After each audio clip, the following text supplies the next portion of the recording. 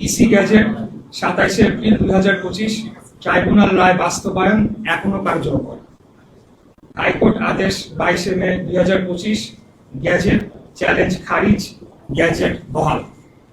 Appeal বিভাগ আদেশ 2রা June 2025 কোনো স্থগিতাদেশ নেই, শপথ আয়োজনের নির্দেশ বহাল। এই অবস্থায় সরকার এটিকে কোনো সমাধান না করার মধ্য দিয়ে একাধিক আইন ও সংবিধান লঙ্ঘন করেছে। এই পাঠটুকু আমি আর করলাম না, এটি আপনারা পরে আপনারা দেখে নিতে পারেন। তবে এখানে সিটি কর্পোরেশন আইন 2009, সংবিধানের অনুচ্ছেদ 27, সংবিধানের অনুচ্ছেদ 31, সংবিধানের অনুচ্ছেদ 59-1, আদালত অবমাননা নীতি এবং দণ্ডবিধি ধারা 166/167 এই ধারাগুলো ভঙ্গ করা হয়। সারসংক্ষেপ: গ্যাজেট বৈধ ও কার্যকর, এটি বাতিল, রহিত বা আদালত কর্তৃক রহিত করা হয়নি। এখন একটা প্রশ্ন মাঝে মধ্যেই আসে বা অনেকেই করে বা অনেক জায়গায় আলাপ আলোচনা হয়। তাপস 2রা জুন 2020 প্রথম বোর্ড সভা করায় 5 বছরের মেয়াদ 1 জুন 2025 শেষ। এতে কি 2025 সালের গ্যাজেট মেয়াদ উত্তীর্ণ বা আইনের ভাষায় ইনফ্রাকচুয়াস হয়? সংক্ষিপ্ত উত্তর হচ্ছে না। একটি গ্যাজেট শুধুমাত্র তখনই অকার্যকর হয় যখন সরকার তা প্রত্যাহার, প্রতিস্থাপন বা আদালত তা রদ করে। এগুলো কিছুই ঘটেনি। ইনফ্রাকচুয়াস ঘোষণা আদালতের নির্দেশ। যেহেতু প্রতিকার হিসেবে প্রতীকী শপথ, ক্ষতিপূরণ এবং ঘোষণা এখনো পাওয়া সম্ভব এবং বিষয়টি মুট, যেটি আদালতের ভাষায় হয়নি। ঢাকা দক্ষিণের সর্বস্তরের জনগণের যৌক্তিক আন্দোলন।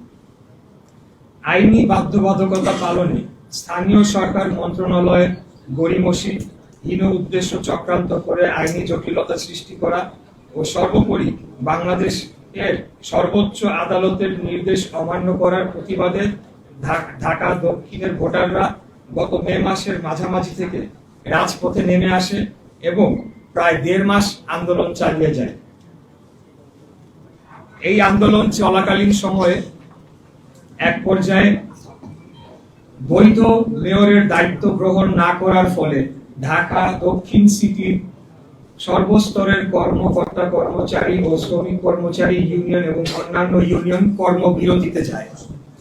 সর্বশেষ পরিস্থিতি: জনগণের যে সকল অত্যন্ত গুরুত্বপূর্ণ সেবা বিঘ্নিত হচ্ছিল সেগুলো সচল করার জন্য আমার অনুরোধে সোমবার 23 জুন 2025 তারিখে নগর ভবন কর্মবিরতি তুলে নেওয়া হয়েছে। এটার সাথে আন্দোলনের দাবি অথবা সরকারের কোনো চাপ, ভীতির বিন্দু মাত্র কোনো বিষয় নেই। বরঞ্চ অন্তর্বর্তীকালীন সরকার জনগণের সকল আশা আকাঙ্ক্ষা, ন্যায্য দাবি এবং আইন আদালতকে পরোয়া না করে দিনের পর দিন জনদুর্ভোগ সৃষ্টি করে রাখে। এই দুর্ভোগ নিরসনে জনস্বার্থের কথা চিন্তা করে আমরা সবাইকে নিয়ে সকল জরুরি সেবা চালু রাখি।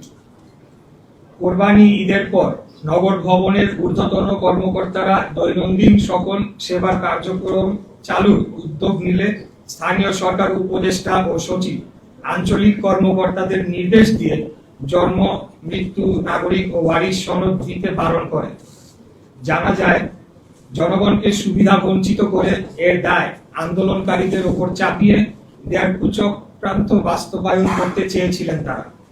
সেই চক্রান্ত রুখে দিতে কর্মবিরতি তুলে নগর ভবন উন্মুক্ত ও আঞ্চলিক কার্যালয় সচল করা হয়েছে। পাশাপাশি এটাও উল্লেখ করা যাচ্ছে যে সীমিত পরিসরে সেবা প্রার্থীদের কোনো প্রতিবন্ধকতা সৃষ্টি না করে একটি নির্দিষ্ট স্থানে, নির্দিষ্ট দিনে, নির্দিষ্ট সময়ের জন্য আন্দোলনকারীরা প্রতীকী কর্মসূচি পালন করে যাবে।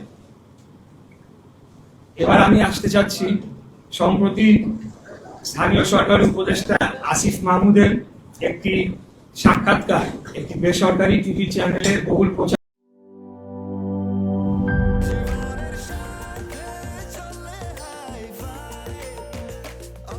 স্বাস্থ্যকর অল টাইম, সব সময় অল টাইম হেলদি লাইফ।